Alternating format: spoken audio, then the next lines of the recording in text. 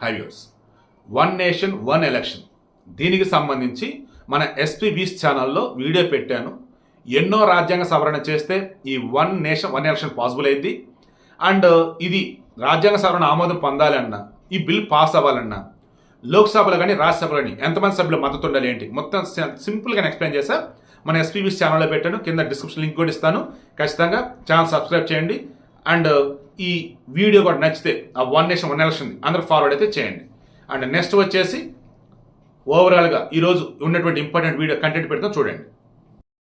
High viewers, నాది 2020 October 2న channel పెట్టాను. ఆ రోజు గాంధీ జయంతి, నా బర్త్డే వచ్చేసి గాంధీ యొక్క వర్ధంతి రోజు జనవరి 30. ఎందుకు ఈ మాట అంటున్నా, ఛానల్ పెట్టినప్పటి నుంచి కూడా ఆడవాళ్ళు ఎక్కడన్నా మగవాడి మీద కేసు పెట్టారనగానే ఓ రకంగా అసలు ఏదో తెలిసి తెలియని ఓ వ్యక్తి నాలో ప్రవేశించి అపరిచితుడిలాగా ఆడవాళ్ళకి ఫేవర్గా మాట్లాడుతూ అబ్బాయిలను తక్కువ చేస్తూ రకరకాలుగా పెట్టేవాడు, చేసేవాడు. బై గాడ్స్ గ్రేస్ అప్పుడు నేను చేసిన అన్నింటిలో కూడా నిజంగానే అమ్మాయిలు బాధితులు, అబ్బాయిలు తప్పు చేసిన వాళ్ళు. ఐ స్వేర్ ఎక్కడ కూడా ఒక్క వీడియోలో కూడా నేను చెప్పిన దానిలో తప్పు లేదు. ఆ తర్వాత కూడా అబ్బాయిల అమ్మాయిలు ఎక్కడ ప్రూవ్ కాదు. కానీ ఎప్పుడు అసలు ఈ వీడియోలు ఎందుకు ఇస్తానంటే పక్కన పెడుతూ ఉంటే ఆ తర్వాత కొన్ని కేసులు వస్తూ ఉంటే పిచ్చి లేచింది నాకైతే. అమ్మాయిలు ఏ రకంగా మగవాళ్ళు ఇరికిస్తున్నారంటే తప్పుడు కేసుల్లో వీళ్ళ వల్ల ఆత్మహత్య చేసుకొని వస్తున్న మగవాళ్ళు కొంతమంది, కేసులు ఇరుక్కొని అల్లాడుతున్న ఇంకొంతమంది. చివరికి పోలీసులకి న్యాయస్థానానికి తెలిసేటప్పటికి ఇక్కడ అల్లల్లాడే విధంగా ఆల్రెడీ మగవాళ్ళు అల్లలాడిపోతారు. ఇప్పుడు కొత్తగా ఈ ప్రసాద్ బెహ్రా కేసు ఒకటి వచ్చింది, మన జానీ మాస్టర్ కేసు వచ్చింది.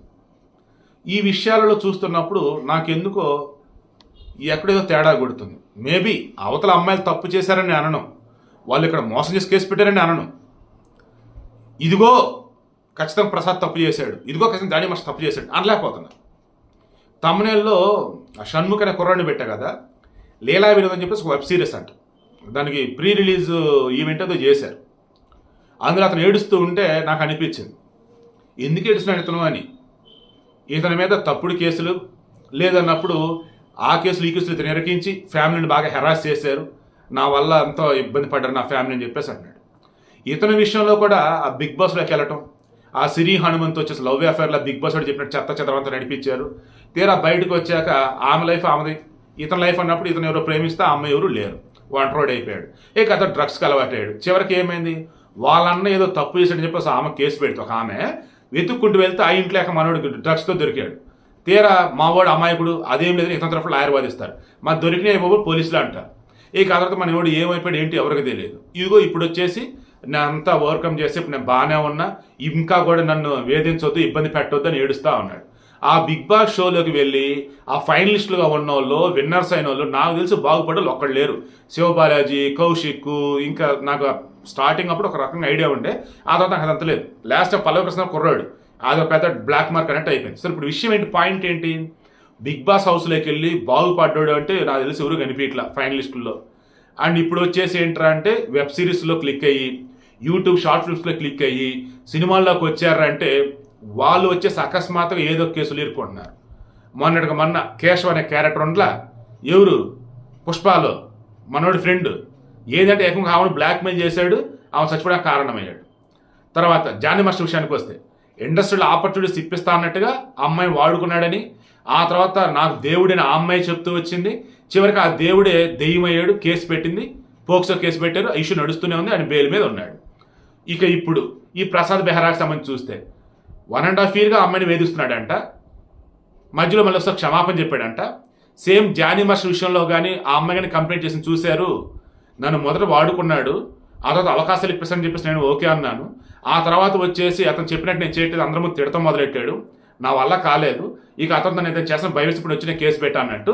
ఈ ప్రసాద్ బెహ్రా విషయంలో కూడా ఆ అమ్మాయి ఇతనితో పాటు మరి మావిడాకులు, పెళ్లివారం అండి, దిల్ పసంద్, మెకానిక్, ఇతనితో వెబ్ సిరీస్ కొన్ని, అందులో మరి ఎందులో చేసింది ఏంటి ఆమె చెప్పాలి, మేబీ చెప్పినా సరే నేనైతే చెప్పలేను, ఎందుకంటే నా ఫేస్ రివీల్ అయింది కాబట్టి. విషయం ఏంటి, ఇప్పుడు 2 వెబ్ సిరీస్లు ఇతర పాటు చేసింది, 1.5 year నుంచి అతనితో ట్రావెల్ చేస్తుంది.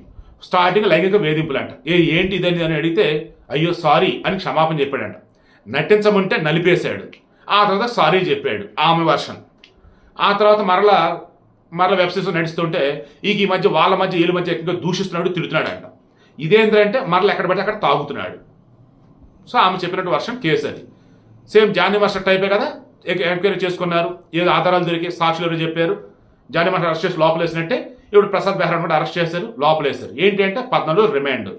భారతీయ Nyaya Sanhita section 75 under section 2 and section 79, తర్వాత సెక్షన్ 351 అండర్ సెక్షన్ 2 వాటి మీద కేసులు నమోదైన జైల్లో ఉన్నాడు. ఆ అమ్మాయి వచ్చేసి మణికొండలో రేస్ చేసిన కంప్లైంట్ జూబ్లీస్ పోలీస్ స్టేషన్ పరిధిలో కాబట్టి అరెస్ట్ చేసి జడ్జి మీద ప్రవేశపెట్టారు. 14 రోజులు రిమాండ్ విధించారు. ఓవరాల్ మొత్తం ఎపిసోడ్లో 4-5 విషయాలు చెప్పారు. బిగ్ బాస్లోకి వెళ్ళి బాగుపడ్డలు ఎవరు కనిపించట్లా బయట, ఏదో ఫైనలిస్టుల బ్యాచ్. తర్వాత ఈ బయటకు వచ్చిన తర్వాత కూడా ఈ షార్ట్ ఫిల్మ్లు, వెబ్ సిరీస్, సినిమాలు నటించడం హడావిడి చూస్తూ పోతా ఉంటే అకస్మాత్తుగా ఎవరికైతే పేరు వస్తుందో అనుకోకుండా ఏదో ఒక ఊబిలు ఇరుక్కుంటున్నారు, ఎవరో ఒకళ్ళ అమ్మాయి వచ్చేసి కంప్లైంట్ రేస్ చేస్తూ ఉన్నారు. అలా ఈ ప్రసాద్ బెహ్రా విషయానికి వస్తే వెబ్ సిరీస్ల నుంచి కమిటీ కుర్రలు లాంటి సినిమాలు నటించడం మంచి పేరు వచ్చింది. ఇప్పుడు మన అల్లరి నరేష్ బచ్చల మల్లి ఆ సినిమాలో కూడా మనోడు మంచి క్యారెక్టర్ ఉంది. ఇప్పుడు అకస్మాత్తుగా ఇదిగో ఈ రకంగా కేసులు ఇరుక్కున్నాడు. ఎవరు నిజమో ఎవరు అబద్ధమో ఎవరికి ఎందుకు కక్కుర్తి పడుతున్నారో అర్థం కావట్లా. ఆడోళ్ళు వాళ్ళ దగ్గర ఉన్నటువంటి దానిని చూపించి వేరేది అనుకోకండి, అందం చూపించి అవతల వాడిని వాడుకుంటున్నారా, ఆడుకుంటున్నారా, లేదన్నప్పుడు అవసరం తీరాక వేధిస్తున్నారా? చచ్చా మేము కరెక్ట్గానే ఉన్నాం, వాడే కక్కుర్తి పడి మా మీద లేనిపోయిన విధంగా ఏదో చేద్దాం అనుకున్నాడు, భరించాం ఇక మా వాళ్ళగా కేసు పెట్టాం, లోపల ఉన్నాడు అని అంటారా?